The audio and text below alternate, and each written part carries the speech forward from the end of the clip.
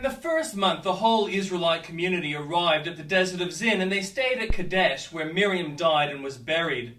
Now there was no water for the community, and the people gathered in opposition to Moses and Aaron. They quarreled with Moses and said, "If only we had died when our brothers fell dead before the Lord. Why did you bring the Lord's community into this wilderness, that we and our livestock should die here? Why did you bring us out of Egypt to this terrible place? It has no grain nor figs, grapevines or pomegranates, and there is no water to drink." Moses and Aaron went from the assembly to the entrance to the tent of meeting and fell face down, and the glory of the Lord appeared to them. The Lord said to Moses, "Take the staff, and you and your brother Aaron gather the assembly together. Speak to that rock before their eyes, and it will pour out its water. You will bring water out of the rock for the community, so they and their livestock can drink." So Moses took the staff from the Lord's presence, just as he commanded him. He and Aaron gathered the assembly together in front of the rock, and Moses said to them, "Listen, you rebels, must we bring you water out of this rock?" Then Moses raised his arm and struck the rock twice with his staff. Water gushed out, and the community and their livestock drank. But the Lord said to Moses and Aaron, "Because you did not trust in me enough to honor me as holy in the sight of the Israelites, you will not bring this community into the land I give them." These were the waters of Meribah, where the Israelites quarreled with the Lord and where he was proved holy among them. Moses sent messengers from Kadesh to the king of Edom, saying, "This is what your brother Israel says. You know about all the hardships that have come on us. Our ancestors went down into Egypt, and we lived there many years. The Egyptians mistreated us and our ancestors, but when we cried out to the Lord, he heard our cry and sent an angel and brought us out of Egypt. Now we are here at Kadesh, a town on the edge of your territory. Please let us pass through your country. We will not go through any field or vineyard, or drink water from any wells. We will travel along the king's highway and not turn to the right or the left until we have passed through your territory." But Edom answered, "You may not pass through here. If you try, we will march out and attack you with the sword." The Israelites replied, "We will go along the main road, and if our livestock drink any of your water, we will pay for it. We only want to pass through on foot, nothing else." Again they answered, "You may not pass through." Then Edom came out against them with a large and powerful army. Since Edom refused to let them go through their territory, Israel turned away from them. The whole Israelite community set out from Kadesh and came to Mount Hor. At Mount Hor, near the border of Edom, the Lord said to Moses and Aaron, "Aaron will be gathered to his people. He will not enter the land I give the Israelites, because both of you rebelled against my command at the waters of Meribah. Get Aaron and his sons, Eleazar, and take them up Mount Hor. Remove Aaron's garments and put them on his son Eleazar, for Aaron will be gathered to his people. He will die there." Moses did as the Lord commanded. They went up Mount Hor in the sight of the whole community. Moses removed Aaron's garments and put them on his son Eleazar, and Aaron died there on top of the mountain. Then Moses and Eleazar came down from the mountain, and when the whole community learned that Aaron had died, all the Israelites mourned for him 30 days. When the Canaanite king of Arad, who lived in Negev, heard that Israel was coming along the road to Atharim, he attacked the Israelites and captured some of them. Then Israel made this vow to the Lord, "If you will deliver these people into our hands, we will totally destroy their cities." The Lord listened to Israel's plea and gave the Canaanites over to them. They completely destroyed them and their towns, so the place was named Hormah. They traveled from Mount Hor along the route to the Red Sea to go around Edom, but the people grew impatient on the way. They spoke against God and against Moses and said, "Why have you brought us up out of Egypt to die in the wilderness? There is no bread, there is no water, and we detest this miserable food." Then the Lord sent venomous snakes among them. They bit the people, and many Israelites died. The people came to Moses and said, "We sinned when we spoke against the Lord and against you. Pray that the Lord will take the snakes away from us." So Moses prayed for the people. The Lord said to Moses, "Make a snake and put it on a pole. Anyone who is bitten can look at it and live." So Moses made a bronze snake and put it on a pole. Then, when anyone was bitten by a snake and looked at the bronze snake, they lived. The Israelites moved on and camped at Oboth. When they set out from Oboth and camped in Abarim, in the wilderness that faces Moab towards sunrise, from there they moved on and camped in the Zered Valley. They set out from there and camped alongside the Arnon, which is in the wilderness extending into Amorite territory. The Arnon is the border of Moab between Moab and the Amorites. That is why the book of Wars of the Lord says, Zahab in Zuphah and the ravines, the Arnon and the slopes of the ravines that lead to the settlement of Ar and lie along the border of Moab. From there they continued on to Beer, the well where Lord said to Moses, Gather the people together and I will give them water. Then Israel sang this song, Spring up, O well, sing about it, about the well that the princes dug, that the nobles of the people sank, the nobles with scepters and staves.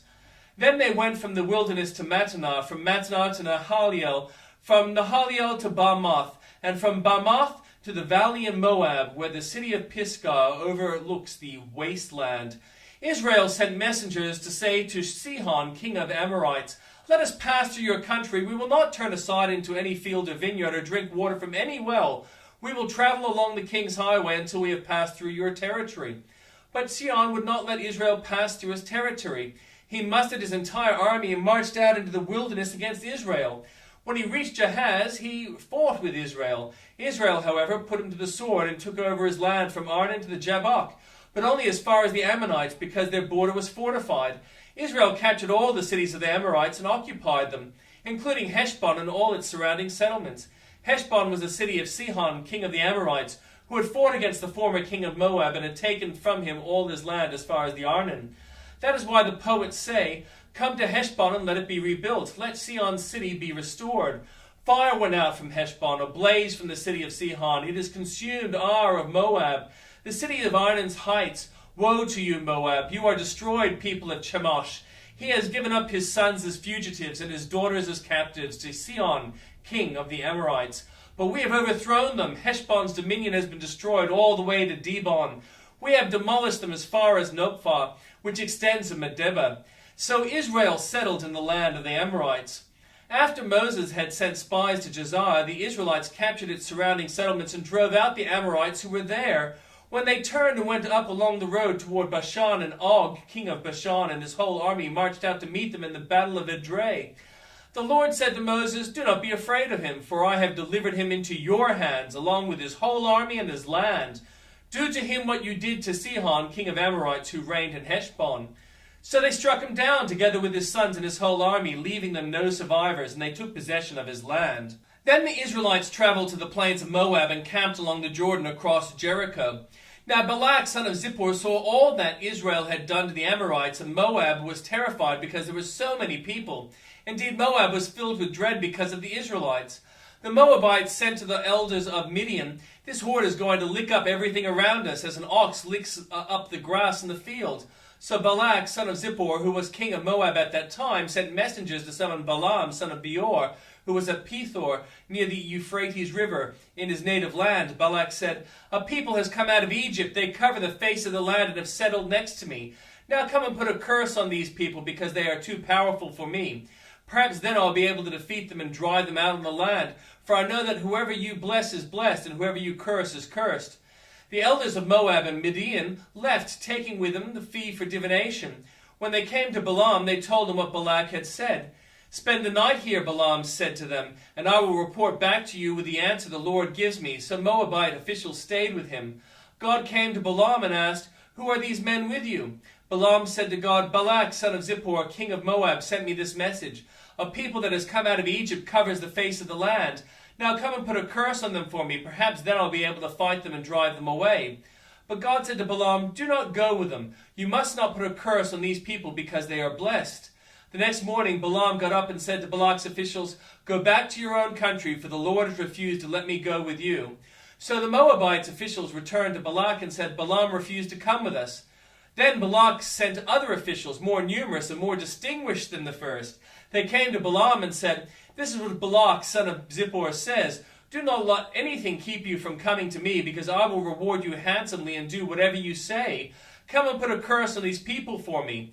But Balaam answered them, Even if Balak gave me all the silver and gold in his palace, I could not do anything great or small to go beyond the command of the Lord my God. Now spend the night here so that I can find out what else the Lord will tell me. That night came to Balaam and said, Since these men have come to summon you, go with them, but do only what I tell you. Balaam got up in the morning, saddled his donkey, and went with the Moabite officials. But God was very angry when he went, and the angel of the Lord stood on the road to oppose him. Balaam was riding on his donkey, and his 2 servants were with him. When the donkey saw the angel of the Lord standing on the road with a drawn sword in his hand, it turned off the road into a field. Balaam beat it to get back on the road. Then the angel of the Lord stood in a narrow path through the vineyards with walls on both sides. When the donkey saw the angel of the Lord, it pressed close to the wall, crushing Balaam's foot against it. So he beat the donkey again. Then the angel of the Lord moved on ahead and stood in a narrow place where there was no room to turn, either to the right or the left. When the donkey saw the angel of the Lord, it lay down under Balaam, and he was angry and beat it with his staff. Then the Lord opened the donkey's mouth and said to Balaam, "What have I done to you to make you beat me these 3 times?" Balaam answered the donkey, "You may have made a fool of me. If only I had a sword in my hand, I would kill you right now." The donkey said to Balaam, "Am I not your donkey, which you have always ridden to this day? Have I not been in the habit of doing this to you?" "No," he said. Then the Lord opened Balaam's eyes, and he saw the angel of the Lord standing in the road with the sword drawn. So he bowed low and fell face down. The angel of the Lord asked him, "Why have you beaten your donkey these 3 times? I have come here to oppose you, because your path is a reckless one before me. The donkey saw me and turned away from these 3 times. If it had not turned away, I would certainly have killed you by now, but I would have spared it." Balaam said to the angel of the Lord, "I have sinned. I did not realize that you were standing on the road to oppose me. Now, if you are displeased, I will go back." The angel of the Lord said to Balaam, "Go with the men, but speak only what I tell you." So Balaam went with Balak's officials. When Balak heard that Balaam was coming, he went out to meet him at the Moabite town on the Arnon border, at the edge of his territory.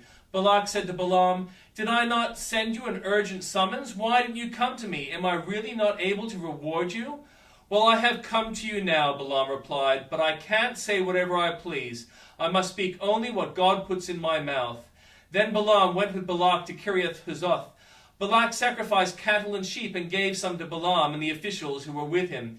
The next morning Balak took Balaam up to Bamoth Baal, and from there he could see the outskirts of the Israelite camp. And the New Testament reading. The Pharisees and some of the teachers of the law who had come from Jerusalem gathered around Jesus and saw some of his disciples eating food with hands that were defiled, that is, unwashed. The Pharisees and all the Jews do not eat unless they give their hands a ceremonial washing. Holding to the tradition of the elders, when they come from the marketplace, they do not eat unless they wash, and they observe many other traditions, such as the washing of cups, pitchers, and kettles. So Pharisees and teachers of the law asked Jesus, "Why doesn't your disciples live according to the tradition of the elders, instead of eating their food with defiled hands?" He replied, "Isaiah was right when he prophesied about you hypocrites, as it was written, 'These people honor me with their lips, but their hearts are far from me. They worship me in vain. Their teachings are merely human rules.'" You have to let go of the commands of God and are holding on to human traditions. And he continued, "You have a fine way of setting aside the commands of God in order to observe your own traditions. For Moses said, 'Honor your father and mother,' and anyone who curses their father or mother is to be put to death. But you say that if anyone declares what might have been used to help their father or mother is Corban, that is devoted to God, then you no longer let them do anything for their father or mother. Thus you nullify the word of God by your tradition that you have handed down, and you do many things like that."